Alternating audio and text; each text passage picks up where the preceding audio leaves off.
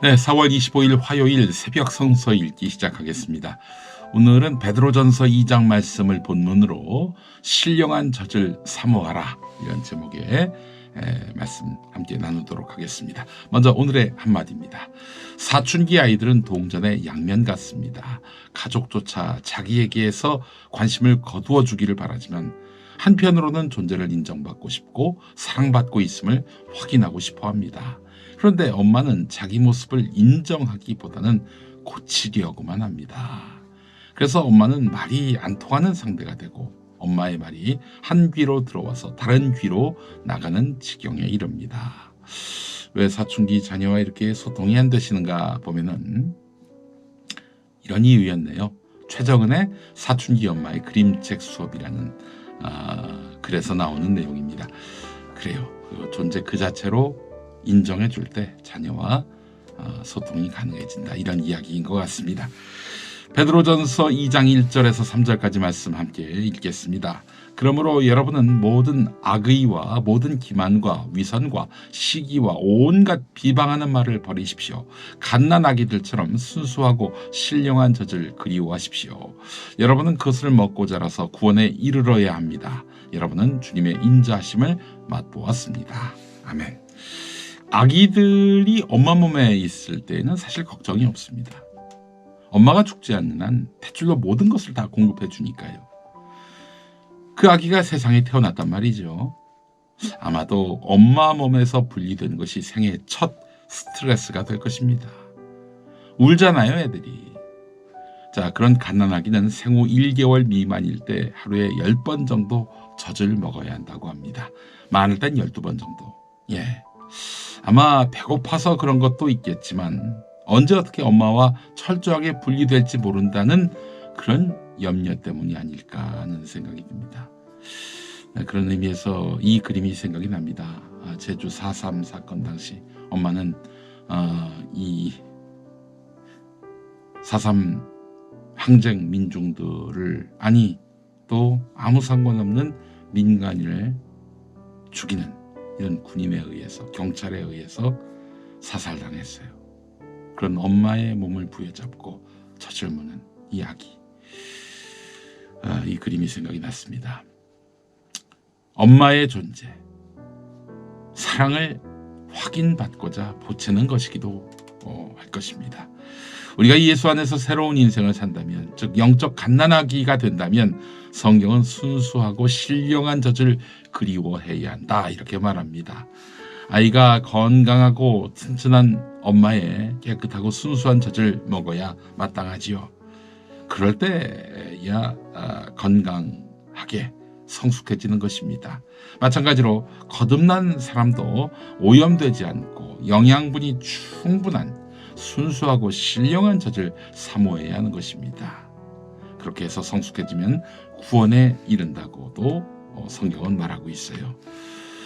네, 젖을 이야기할 때면 김용택 선생의 이 글도 생각이 납니다. 소개하지 않을 수가 없습니다. 여러분 들어보시죠. 손이 터서 쓰리면 나는 어머니에게 갔다. 그리고 어머니는 꼭 젖을 짜서 발라주었다. 젖꼭지 가까이에 손바닥을 대면 어머니는 쪼르르 쪼르르 젖을 짜주었다. 젖이 많을 때는 주사기에서 나올 때처럼 찍찍 나왔다. 젖이 적을 때는 한 방울씩 똑똑 떨어져 손바닥에 고였다. 그 새하얀 젖을 손등에다 발랐다. 그러면 당장은 쓰리었지만 손은 금방 보드라워졌다. 어머니의 젖은 또 눈에 티가 들어갔을 때나 눈이 아플 때도 쓰였다. 나를 반드시 뉘어놓고 어머니는 젖꼭지를 눈 가까이 들이대고 젖을 한 방울 뚝 떨어뜨렸다. 그러면 나는 얼른 눈을 꿈뻑꿈뻑해서 젖이 눈에 고루 퍼지게 했다. 그러면 눈이 보드라워지곤 했다. 한겨울 지나 이른 봄 손등이 쩍쩍 갈라지면 어머니는 늘 젖을 짜 크림 대신 발라주곤 했다. 그래요. 어머니의 젖이 만병통치약이었네요.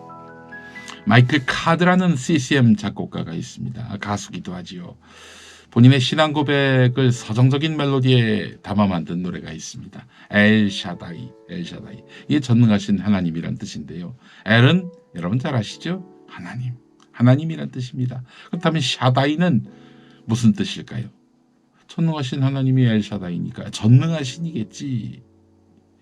근데 말이죠, 이 샤다이가 어머니의 젖 샤다드에서 비롯됐다고 하더라고요.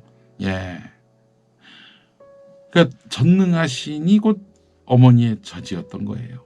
하나님이 전능하신데 전능하다의 의미가 어머니의 젖이다. 전능하다 하면은 엄청나게 예리한 무기, 커다란 권력, 이렇게 생각이 드는데 아닙니다. 어머니의 젖이래요. 어머니의 젖. 참 묘하고 많은 감동을 줍니다. 말씀과 삶으로 돌아가 보죠. 본문은 영적인 성장에 관한 말씀을 하고 있습니다. 예수 그리스도를 통해서 하나님의 자녀로 거듭난 성도들은 영적인 출생 이후에 영적으로 성장해야 하는 것입니다. 이를 위해서 버려야 할 것들이 있다라고 말하고 있는데 1절에 나와 있죠. 버린다. 이거는 아포티데미라는 그리스어에서 비롯된 것인데요. 옷을 벗는다. 옷을 벗는다. 이게 본래 뜻이라고 합니다. 새 옷을 입기 위해서는 지금까지 입던 옷을 벗는 것처럼 모든 악독과 모든 기만과 모든 외식과 모든 시기와 모든 비방하는 말을 버려야 합니다. 어떻게 모든 악독과 기만과 외식과 시기와 비방하는 말을 버릴 수 있을까요? 여러분 가능하시겠습니까? 당장 김용민이부터 불가능합니다.